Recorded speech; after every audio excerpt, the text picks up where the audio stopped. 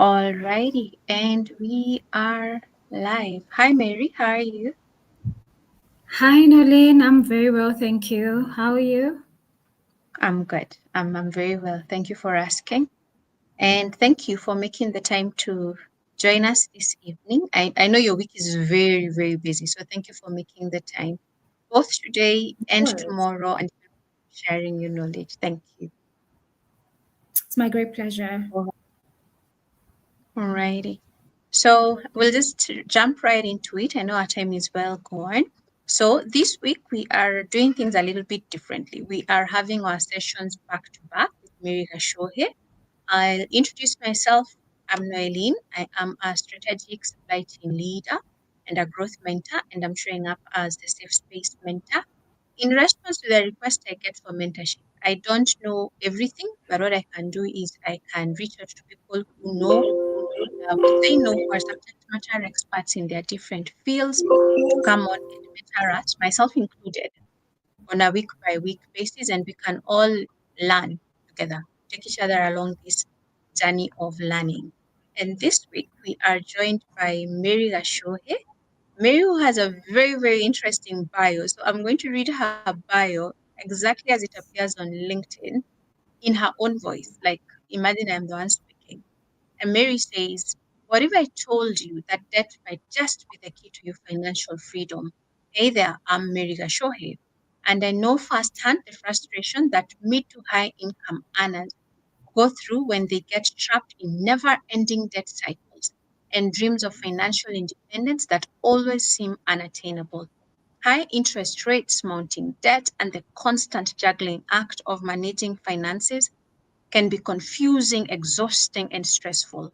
I've been in your shoes. After spending over 14 years in the financial industry, a very rewarding career in banking, I noticed something crucial. As a traditional bank advisor, despite my best intentions, I often face limitations to serve my clients holistically due to the time constraints and limited product offerings. You may be feeling like your unique goals and circumstances are not getting the personal attention they deserve, and you're not wrong. These engagements often focus on specific products and services, neglecting a holistic view of the client's financial future. I'll just take a moment there and pause and say, I am a banker. I do hear what Mary is saying, but let's hear what she says as we engage with her in this mentorship session. The lack of personalized care, coupled with the frequent turnover of advices, can leave you feeling lost and often unsupported. Point in case I just lost my relationship manager, but that's a story for another day. But now, picture this, a life where your finances are under control, your debts are managed efficiently, and you're confidently building wealth for your future with a trusted long term and loyal partner. This is where Mary Geshohe comes in. She specializes in helping professionals like you and I leverage smart debt strategies to gain financial independence with clarity and with confidence. And here's how she can help by personal loan consultation, debt management, credit score improvement. Mary, I really hope you're going to speak about credit score and what it really brings and the impact it has.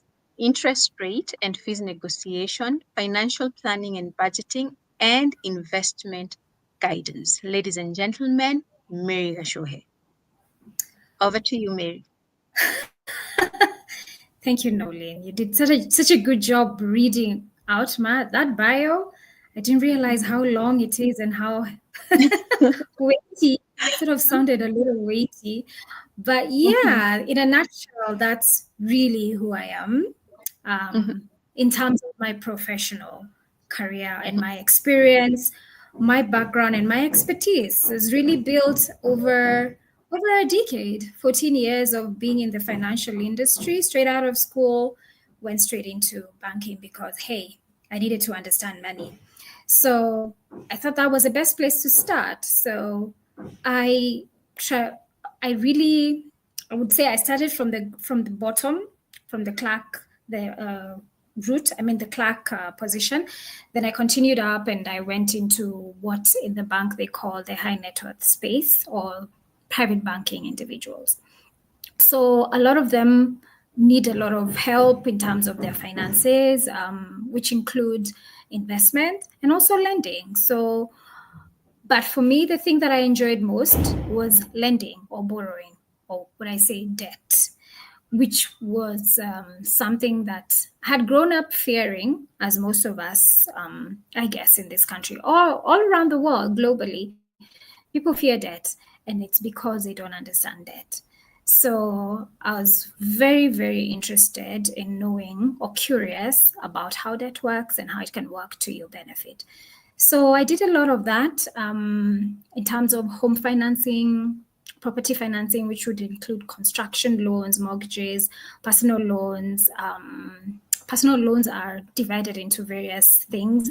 So as well as what do you call credit cards, other loans that probably we will not discuss in this session.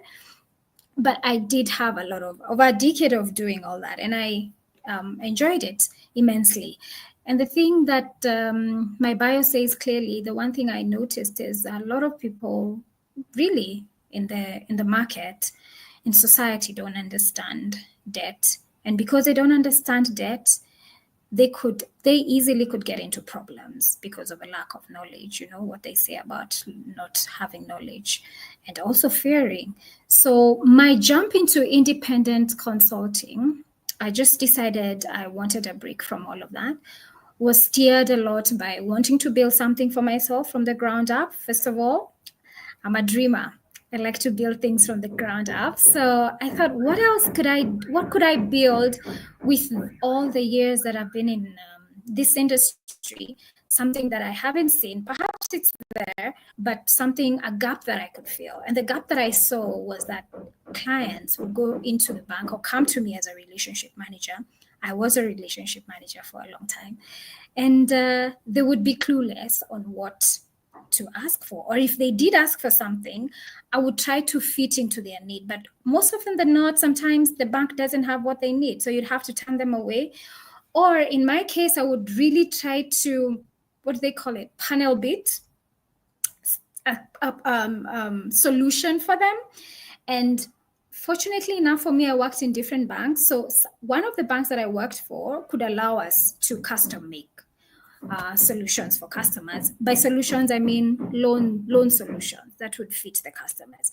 But there's some other banks, I must say, because of their jurisdiction, perhaps they're multinationals, they have to go with what is on the shelf. So that was a gap for me because there's a whole lot of people that were being left out without being attended to, or just being turned away because the solutions didn't fit, or sometimes they were sold for solutions or loans that didn't really match what they needed, and then they'll end up in trouble. So for me, that was a gap that I really, really passionately wanted to handle, and also to just educate the layman, the customer, on what to expect and how to get prepared, what to prepare before they go to the bank to ask for a loan, or do they even need a loan, and what kind of a loan do they want. So yeah, in a nutshell, I've just again said what Nolene read out, but yeah, that's me. Welcome. Thank you. Thank you for sharing that, Mary. At least we have your background, your lived experience, and how you ended up along this journey. And you've mentioned something very, very interesting: high net worth individuals. Even before, I know we have a whole agenda for today, and I am going to read out our agenda for today. But let's just kick it off with that. Who is a high net worth individual? Okay. Somebody, I'll just, in a very simple way, I'll just say somebody who's an industry captain. And by industry captain, I mean somebody who's at the C-suite level. I don't know if I'm being any better with this. Let me stop with the jargon.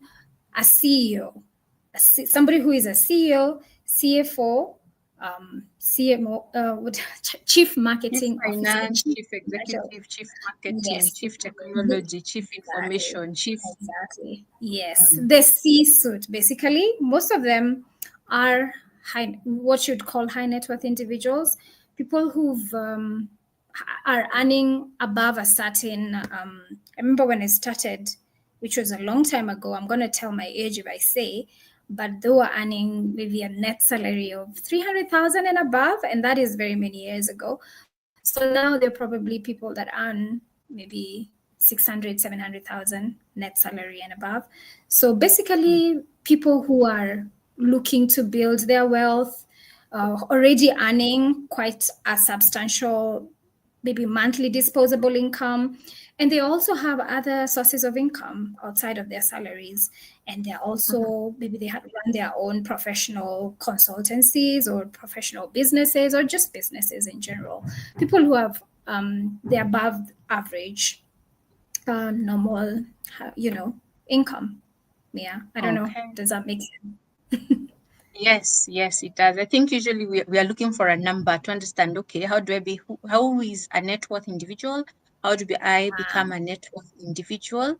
Which actually Mhm. brings us to our topic for today and our agenda for today, managing debt. And we're speaking and saying you want to be a high net worth individual. You are not in the 300 net, 600 net, 700 net league.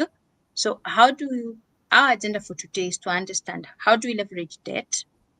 And then the first thing is how to understand different types of debt. We explore various forms of debt such as mortgages, credit cards, bank loans, and their functions, and how to utilize debt amortization. So discovering how debt payments are calculated and how to leverage this process to our advantage.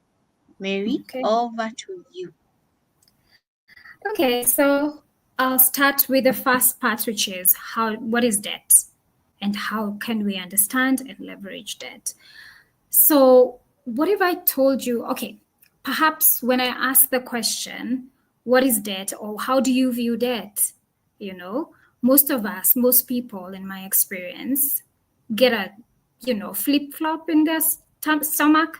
They have butterflies, or, I mean, it conjures all manner of emotions and even anxiety because of, like I said, from what we grew up knowing, what we've seen people go through because of debt. There's a lot of fear that is associated with debt. But it doesn't always have to be that way. And I know most of us have had that there is bad debt and there is good debt, right? A lot of us know that, but we don't understand what's the difference between a good debt and a bad debt. And how can I leverage that debt? Yeah. So, what if I told you, like my bio said, that you could actually leverage debt to grow yourself as a person, to grow your income, to grow your wealth? Yeah. Because the people that you see doing well, becoming high net worth individuals, they started from somewhere, and sometimes it's almost impossible to make it without having to use other people's money. Yeah.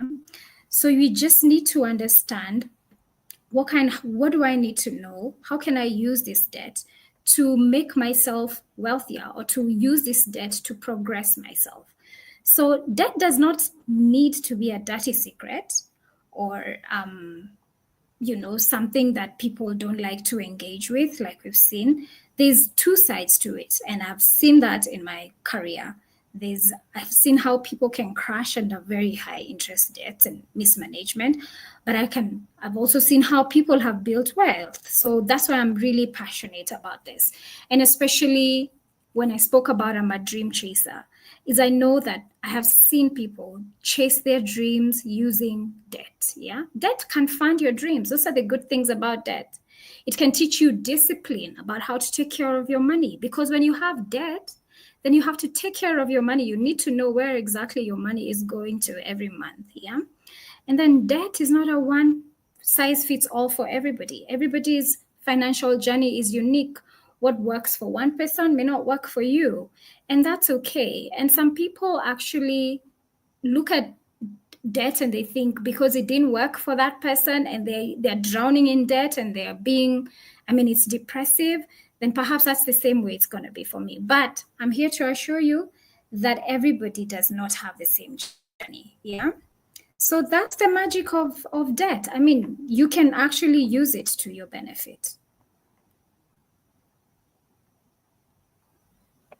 Okay, I hear you, Mary. So, if we are going to overcome our fear of debt, our perception of debt, if we're going to see it as a tool for creating wealth, we need to understand the different types of debt that are available and how do you choose which debt you want to get into? How do you manage the debt that you're willing to get into. So could you just speak us through it? What are the types of debt?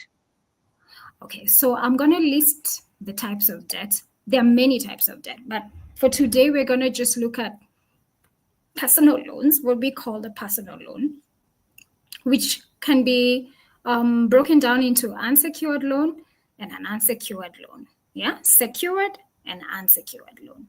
Then after the personal loan, which is the most famous one, the bank loan, which is tied to your salary. Most people, it's tied to their salary. Then there is what you call the property loan or home loan, a mortgage, yeah, which uses your house or a piece of property that you're buying to secure the loan. Yeah, that's more long term. Then we have the credit cards. Credit card, as much as people just think it's a card, it's actually a loan and a very pricey one. And this one usually is used by people in my experience, or in what I would advise most people to use that card is the credit card is just for emergencies, or to just slowly build up your credit score. Sorry, you mentioned credit score before. And for you to build up your credit score, you need to have some loan or some credit, but also you need to be careful to know how to utilize your credit card so that it doesn't strangle you, because it can go south very fast with a credit card. So there are a lot of in between nitty gritties that you need to understand before you take a loan. You need to know what you're going for. The personal loan, mostly people use it to grow themselves. Perhaps they want to start a business, perhaps they want to go to school, education, perhaps they want, short-term to medium-term goals. They use the bank loans, or unsecured or secured loan. Then, of course, the home loan, like we said, or the mortgage, we know what it's for. It's for your mortgage, your house, yeah? It can help you buy a home. It can help. There's what we call the buy and build, where you can buy the piece of land and then build on it. That's a construction loan. It's part of the property loans. And then the credit card, like I've explained, it's for very short-term emergencies that you have to pay off very quickly. So before you start, or before you decide on what loan you need to get from the bank, you need to understand what is it. You need to be very clear to yourself. What is the goal? What is the purpose? The bank itself, the banker themselves will ask you, what do you need these funds for? And you need to be upfront. Because in my experience, what I saw a lot happening in the bank is somebody would come and they would ask for the loan, and you would ask them for the purpose. What's the purpose of the loan? And they would try to, dodge, or maybe come up with not a legitimate reason, not knowing that they were going to shoot themselves in the foot. Because when you're upfront and you talk about why you need the loan and the purpose, then the person who's at the other side of the desk, the other end of the desk, is able to advise you, like, clearly on what would suit that purpose. So it's not a one size fits all, like I said. So it's very good to be forthcoming with what that purpose of the loan is, and then be very clear that you're not going to divert those funds, because that's where the problem starts. You take the loan and off you are to a vacation in Dubai. But that loan was supposed to pay for your school fees. And then now you're in trouble because you've run out of funds, you've diverted the funds. Maybe you thought you'd get money somewhere else. Taking a loan takes a lot of discipline. And that's why I talked about financial discipline. It's an avenue for you to build your discipline. So know exactly what type of loan you're taking, why you need it, how you're going to repay it, and in case of an emergency, where can you get money without putting your hand into your loan money to take care of the emergencies. So there are quite a number of things you need to look at before you decide on what loan you're going to take. That's why it's very important, Nolin. I like the question, what kind of loans that they are. There are very many. I've just mentioned 3, which are the first basic loans, but there are also very many, especially when it comes to the C-suite level, because they are complex individuals with different streams of income. Please let me know if I'm going off too much. So they also have Okay, so there's also a lot of other loans, for example, that could use securities such as shares, money market funds, government bonds, So there's all those forms of loans depending on what kind of income the person has. Always know that a loan is to be repaid. So before you even approach a bank or you approach any financial lender, you need to have to show that you have a consistent income. You need to have had a consistent income for a period of time for you to be able to support your requests, so to speak. You need to be clear that this is because the bank wants to know. Their interest is they want to lend you the money, yes, but they want their money back because they're lending money that they owe other customers of the bank. It's not their own money. They're trading with money that's not theirs. So they're interested in knowing that you have a repayment record, and a good one for that matter. They're interested in your character and your behavior as a client. So yeah, basically that's a lot. The long and short of it, there's a lot more, but for now, yeah, I think that highlights what the basic loans are. Okay. Let me ask you questions on these specific loans. Mm-hmm. When is it advisable to take a personal loan? And then I'm going to follow that up and ask, when is it advisable to take a mortgage? When is it advisable? Credit card you have addressed, and you've said it's only for basically emergencies that you need to be dealing with. But for personal loans, when is it wisdom to take a personal loan, and when is it time to say, no, maybe not? It's very easy. Don't take a loan to pay for your what is it? A vacation. It shouldn't be a consumer loan. Basically, don't take a loan for consumption.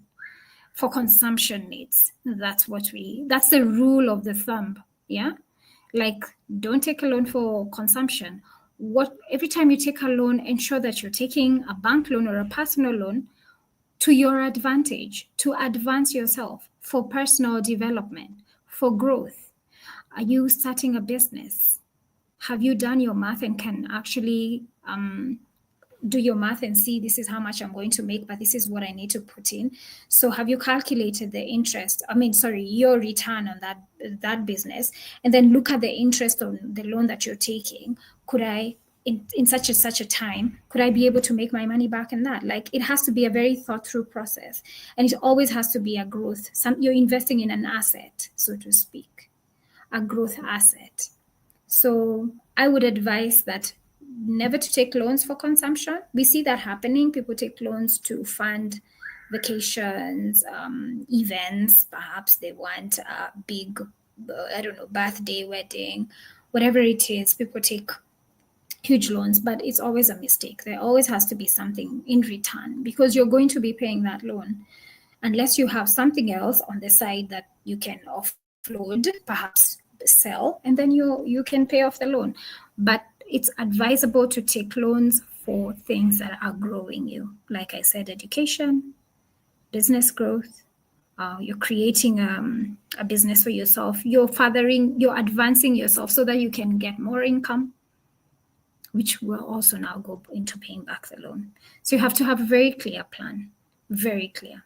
It's not, I remember a time when I was at the bank, and we would it would happen that people would just send out emails. The bank would send the relationship managers or whoever would send emails to say, you're qualified for 500,000, 1 million shillings. Perhaps you had taken a loan before and you had been paying it back from maybe 2 million or however much. This is a bank loan.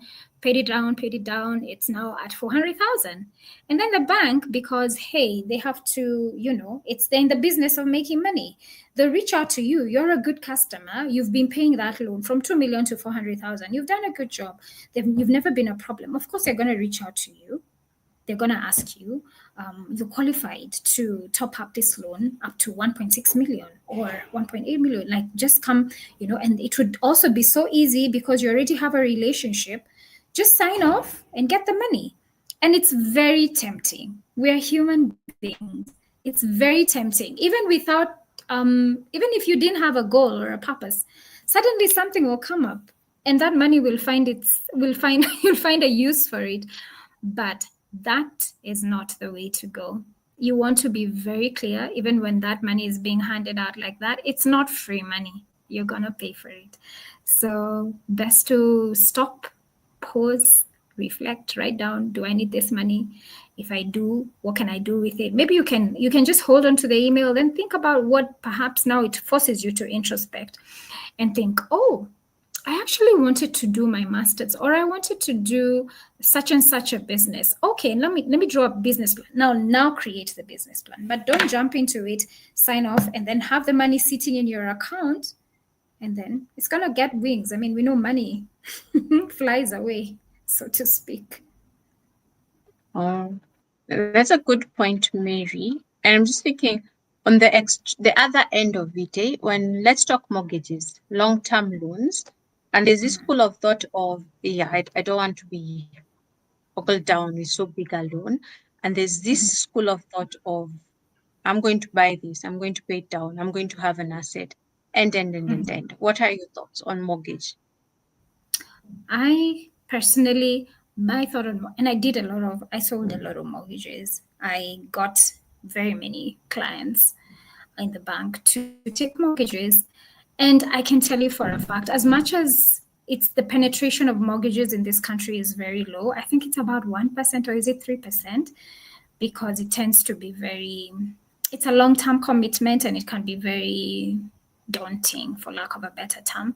And it's also a very long-term, I mean, it's a very intimate and process. It's a long process to go through.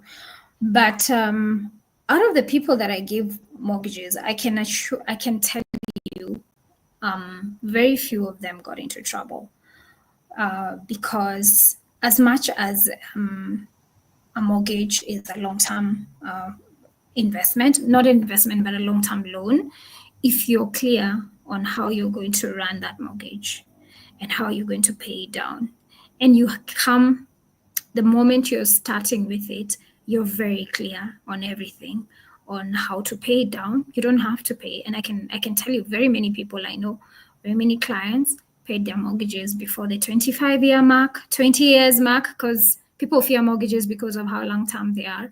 But so many of them would pay them in 10 years. It just needs planning and knowing where to plug in. Yeah, go in with a plan.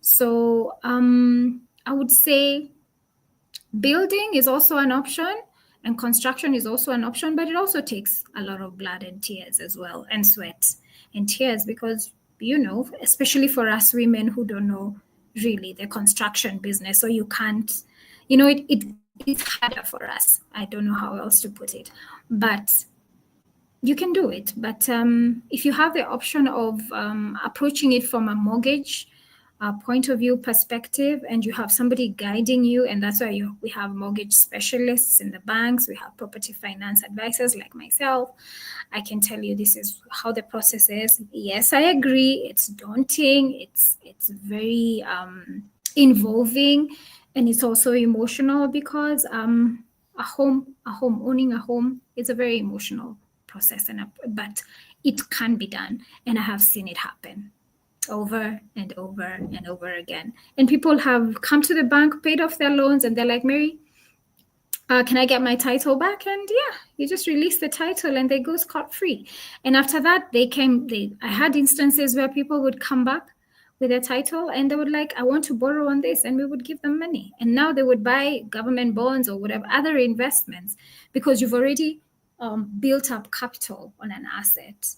And you did it in a very planned, systematic way and in a very responsible manner.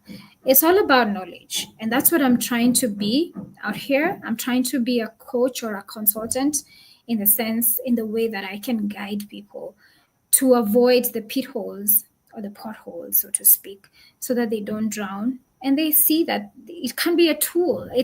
Debt is a tool. A mortgage is a tool like any other, just like, fire is a tool. You can use it to cook, and you can use it to warm yourself, or you can use it to burn down the house or properties, So that's what I have to say about that. Thank you. Thank you for sharing your insights on that. Other question are, when people find themselves with debt, what does this mean for their credit score? I know on my end what I see or have seen in the system as far as credit rating is concerned, but just weigh in on this. So the first thing to Because understand is this. Okay, sorry. Go ahead. I just Go wanted to ahead. add in, because we take loans, and when I say we, I mean the general population. Mshwari here, what are the famous ones? Tala, I don't know any others, but I think generally there are very, very many of these mobile lending Mobile, apps especially. and coming up. Yeah. Yeah. And perhaps one or two of us decide, I'm not going to pay this one, it can wait, they can, how will they find me? They'll call all my relatives, but at the end of the day, they'll stop and then we can move on with our lives. And I don't think there's really a public understanding Understanding. of what that does to your credit rating and the amount of effort that you will need to put in you cannot rub, it cannot go to zero, but the amount of effort that you will need to put in to correct your credit rating. So just speak into that. First of all, I want to say there's two angles. There's two ways to talk about credit score, and I'll pack the mobile loans on the side first. So a credit score, credit rating can be positive and it can be negative. Yeah. It's positive in the sense that if you're paying your loan, like I was speaking earlier about somebody who's paid up to 400,000, your credit rating is a scorecard. It just shows how well you're performing. You're performing well, your rating is high up there. So when you go to any financier, they're able to give you loans without asking too many questions because your character already speaks for itself beforehand. It's already, yeah, your reputation precedes you. So that's a positive credit score. And there's also a school of thought. There are people that think if you don't borrow at all, you actually should have a very good credit score. But that's not the case. It's not the case. I remember dealing with a client who kept wondering why their credit score was so low, yet they had no loan. Yeah, and I told them because they don't know what they're working with.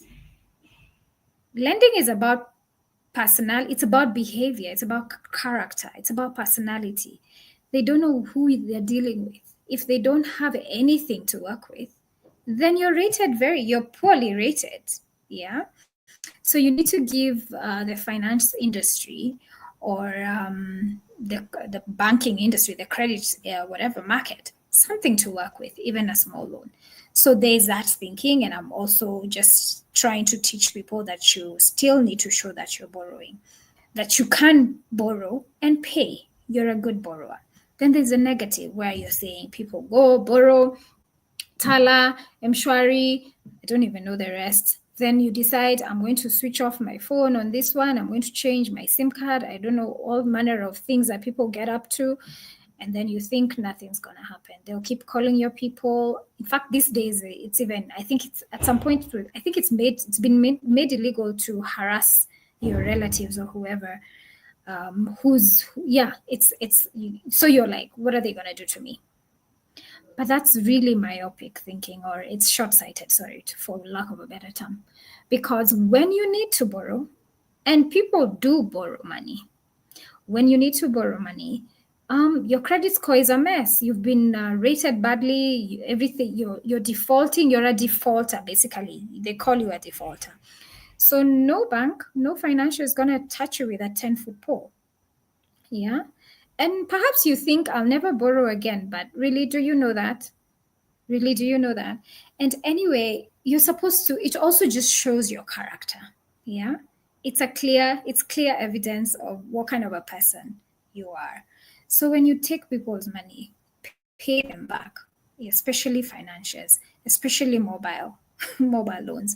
All that what you do in the credit space is reported to the bureaus. They're called credit reference bureaus. There's right now I know of They used to know of what is it? Credit Union. There's TransUnion, sorry, Metropolitan, and there's one more. I don't know. It's called. I've forgotten the name. Credit something.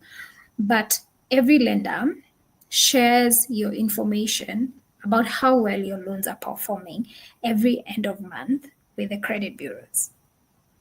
So if you're defaulting in KCB and you're paying in ABSA, your loans in KCB will show. People in ABSA can still see that you're defaulting at ABSA, at KCB or cooperative, or you have M-Shwari loans that you're not paying. So when you go to borrow, when you go to a banker, a teller, or whoever it is you're approaching, they just need to punch in your details. The thing comes up. It's your report card. It comes up. Then they ask you questions. Okay, so I see you took this loan 3 or 4 years ago. You've not been paying for the last 12 months. What's going on here? So if you just decided I wasn't going to pay, they will never find out, or whoever they call, so what? Then you're stuck, because how do you start having that conversation? But for example, say COVID times, you lost your job or something happened and you got sick or something.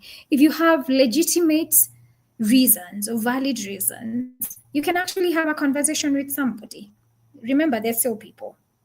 You can have a conversation, talk about the circumstances that surrounded your defaulting or your refusal to pay. If they are legitimate reasons and you can provide evidence, for example, people would come with letters of termination from work, or they've been laid off. People would come with their letters. You have evidence. I got laid off, I got sick, and these are the papers. You show the bank. I've been a loyal customer here, but this is what happened. I now have a job, I now have a steady income, but I want to borrow. But there's a gap here where I defaulted. Yeah. But these are the reasons. You present your evidence. No bank, in my experience, I would listen to a client that would come at me like that. So it's more about who you are, your character, your integrity, the bank lends to that, the financial lends to that. As long as you can prove some of these things, they can go around it.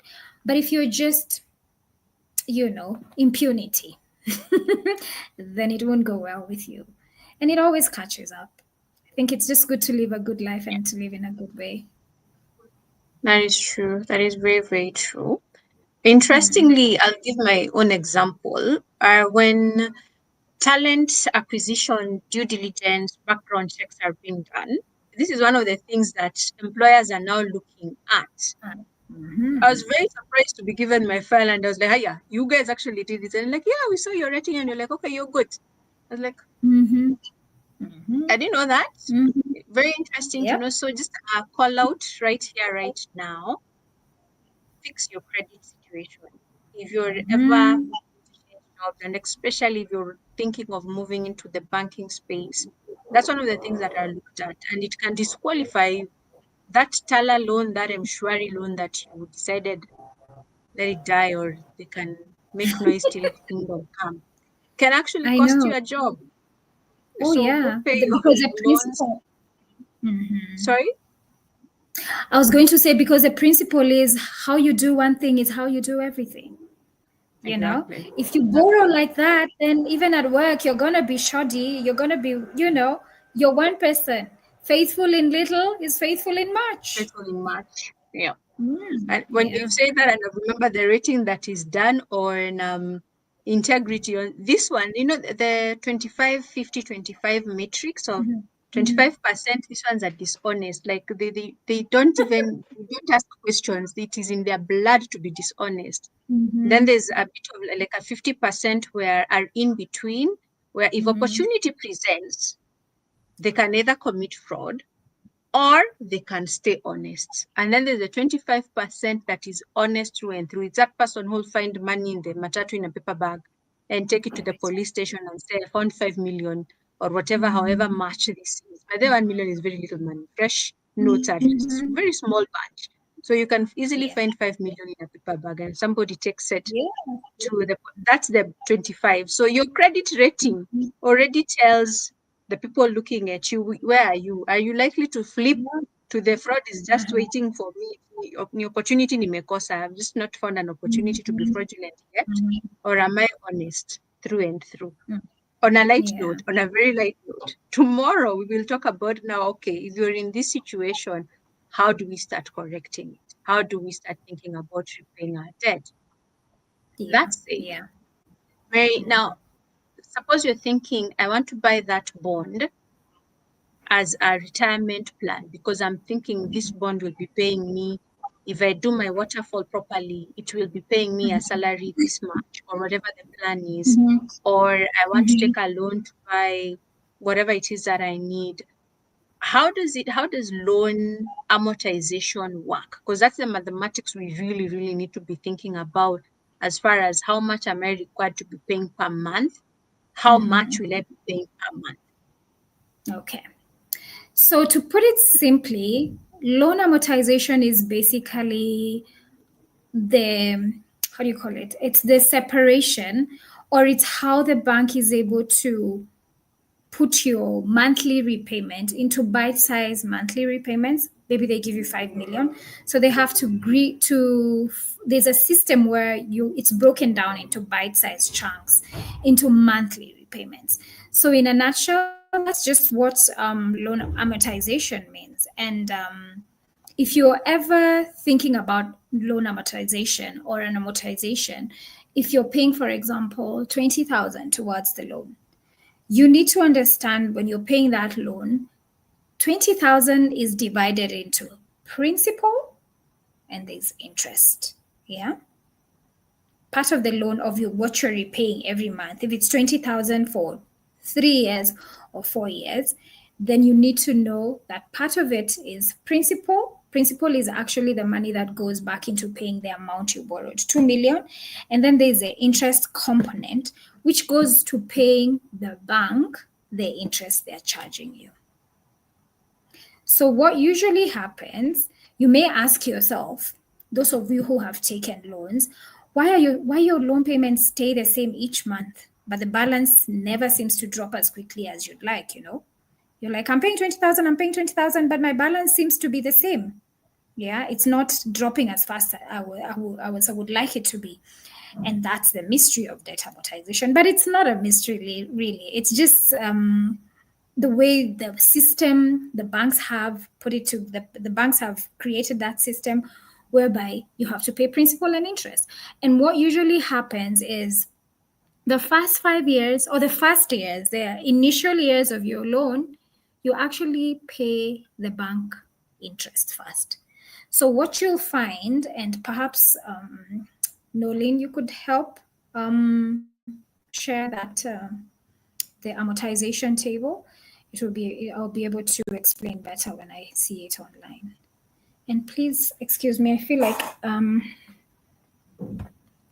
don't know why I don't seem to be charging my laptop, but let's see if it works so that it doesn't go off when we're in the middle of this. There we go. Let me share my screen.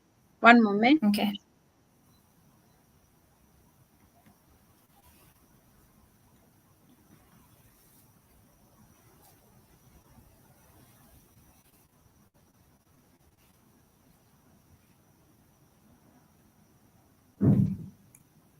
Sorry, I had to make sure everything is okay.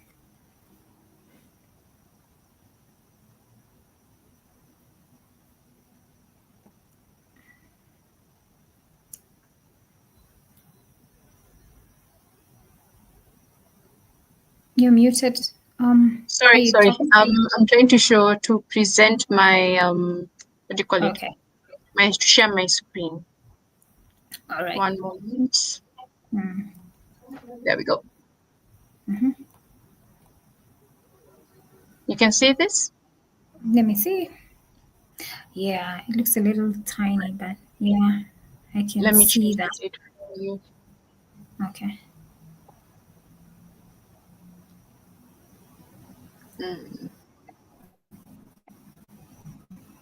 Oh, I wanted to.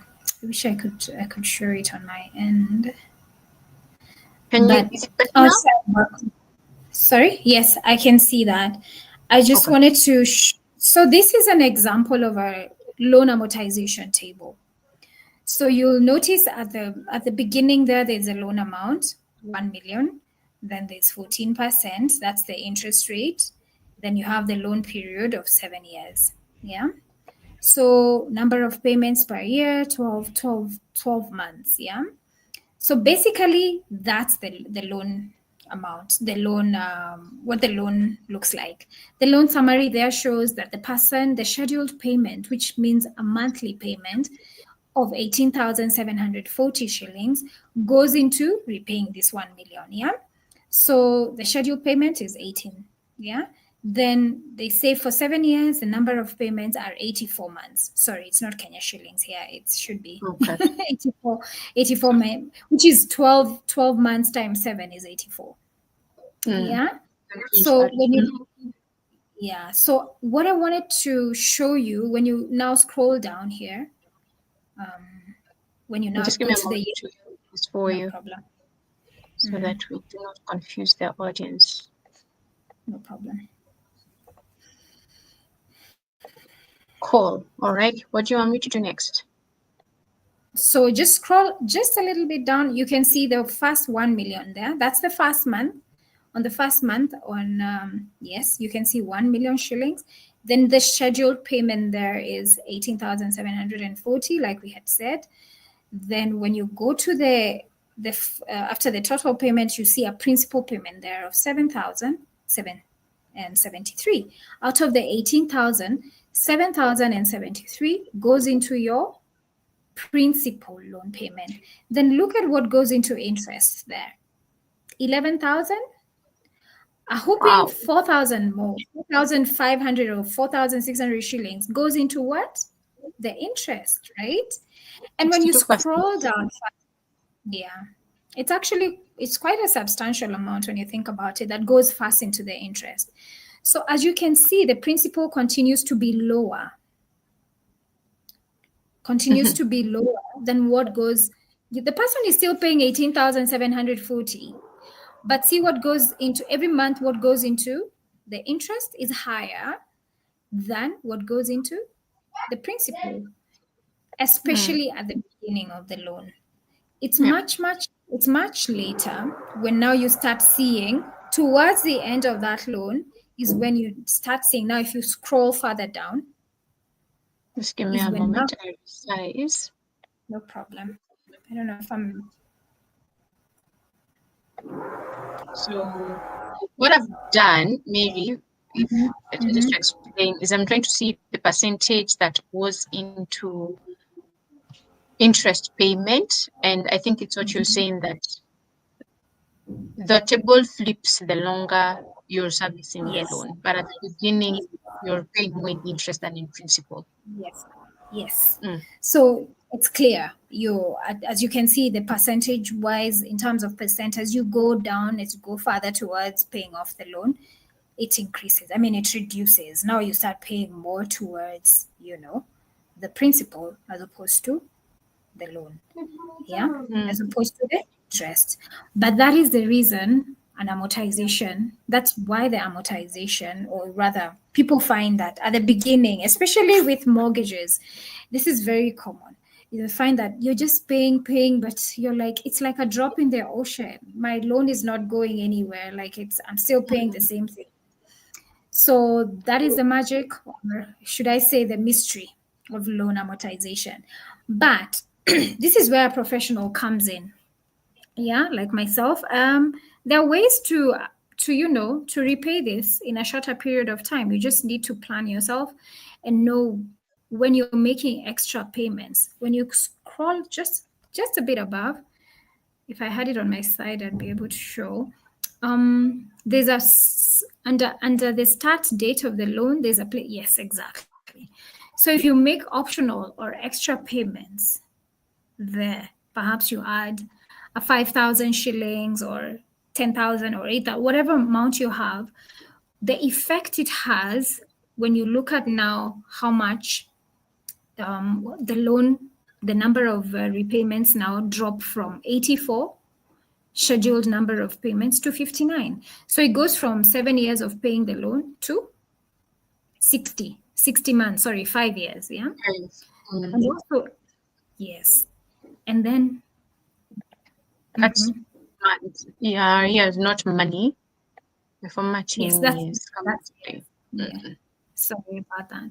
So yeah, so the years there, first of all, reduce, and the less you pay on a loan, I mean, the less the reduced amount, number of years you take on a loan means you're paying less interest at the end of it all, right? So I wish we had, when you look at the total interest here, then you find that you will pay a much lower Lower. amount in interest. And then I can also take just it out. Let me just do this for mind-eye connection. Before we did the extra, sorry, what am I doing? oh, Before we did yeah. the extra payment, the interest was 574. The repayment period Yes. was 7 years. This loan was going to be cleared on August 20. 2030. If you put in the 5,000 that you're saying, Mary, Yeah. the repayment period drops from 7 years to 4.94 years. Your 5 years. interest drops by 190,000. And you are done with your loan a month earlier. You're actually No, in actually, the one before was 2030. This is yes. 2 years, 2 years earlier. It was August 2030. Now it drops to July July. 2028. Yes. So 2 years So earlier. 2 years earlier, you're almost 200,000 worth of interest saved, money in your pocket. So instead of taking that trip to, Singapore, Malaysia, I mean, I'm not saying anyone should not do the things they love to do, but you could put some of that money, chunks of that money towards, reducing the amount of interest you're paying back to the bank. And that money could now come in other ways. You could generate more income, and then you could do the things you love. But you just about knowing how to smartly, navigate, how to be smart and wise about your borrowing, and to being very clear from the onset on how you're going to go about it, so that it's not something that it's just in your mind. It's not, you're not confused or anxious, because again, we freeze when everything is not on paper and we can't see it clearly and we don't have a plan. So we just go with the flow. We don't have a plan. And that's why it's very essential to have a financial advisor. And unfortunately, sometimes going to the bank, they're so bogged down with their own things, the person may not even have the time. Or they just want to hit their target, they want to meet their target. So they're going to sell to you without taking you through the process of, this is how you need to manage yourself. This is what you need to put down on paper so that this thing does not bog you down, and so that it works for you. And at the end of the day, both you and the lender are happy. It's true. I think something else maybe we need to point out is, you'll notice that the 5,000 goes into your principal, and Yes. it's not, none of that goes into paying the interest. All of it goes into reducing the premium for the loan that the principal for the loan that you. Yes, and something I must say, yeah, that's that. Thanks for pointing that out. I had seen it, and then I thought about it. You also, when you go to the bank, for those of you who have loans right now currently, when you're making a lump sum payment into your loan, you need to be very categorical with your banker or whoever it is that you're advising. Be very categorical. I want this chunk, this lump sum amount of money that I'm giving you, 100,000, 300,000, or whatever amount. I want it specifically to go into my principal. If you fail to do that, they apportion it again. Yeah. They put some in the principal, some in the interest, and then you've done nothing. It's zero work. So be very categorical. Say, I want the money to go into the principal reduction of my loan, the principal loan, not the loan and the interest, because sometimes they lump it together. So be very clear and follow up with a loan statement. ask for a loan statement after they have done the transaction, 2 days or a day, or some are very it's instantaneous. Ask for the loan Mm, statement, because also I think people forget that the loan statements are they are actually, you are entitled to have your loan statement. So not only your bank statement. I don't know how many people ask for loan statements, only perhaps when they're in trouble, but mm-hmm. should always have overview of what is happening in your loan, especially if you're doing such kind of things like what I'm describing now, trying to manage your loan. You need your loan statements. All right. Thank you. Thank you so much, Mary, for sharing this. And even for the amortization schedule, I think it's very, very important to have mind-eye connection where you actually see this is what it means as far as numbers are concerned, as far as buying back time. Because I think that's how I look at the extra payments, buying back time. You're buying back 2 years of your life that you would have otherwise spent servicing a loan. I And think it's very, money. very, yes. Mm, mm. A lot of money is lost when you don't think about it that way. And sometimes you just get windfalls, you know. People get Mm, bonuses, especially employees. Set aside some of that money towards reducing that loan. And that's why I was yeah. saying loans actually give you discipline. As much as they get a very bad rap out here, they give you financial Mhm. discipline in a way. There's a way to look at it that makes you feel like I'll have to be looking at my money. Because we like to bury our heads in the sand when it comes to money and let it just happen. But when you have a loan, it forces you, Mm, if you're getting the right advice, it forces you to have everything right down on paper. It's clear, mm, and you're looking at everything, and you're planning your money accordingly, and you know where your expenses are. mm. Then it becomes easier, and yeah, I mean, a more enjoyable journey. Yeah. Instead of looking at debt as a noose around your neck, you start seeing it as a Exactly, tool for wealth exactly, growth. Mm. exactly, All right. exactly. Mary, I Yeah. am so, so grateful for the time that you spent with us this evening, the wisdom, the nuggets, the lived experience that you have shared. And I want to ask you to allow us to end it at this point because I am also conscious of your next engagement. But I am really looking forward to connecting with you tomorrow again for part two of managing debt. I'm Thank really you. looking forward to it. Thank you so much, Nolan. It's been a joy. I'm looking forward to tomorrow. We can do this again. Thank you. Thank you so much. And on my behalf and on behalf of the audience, thank you. God bless you. We look forward to seeing you tomorrow evening. Bye. Have a Okay, then. Have fantastic a good and evening. wonderful day. You too. Bye.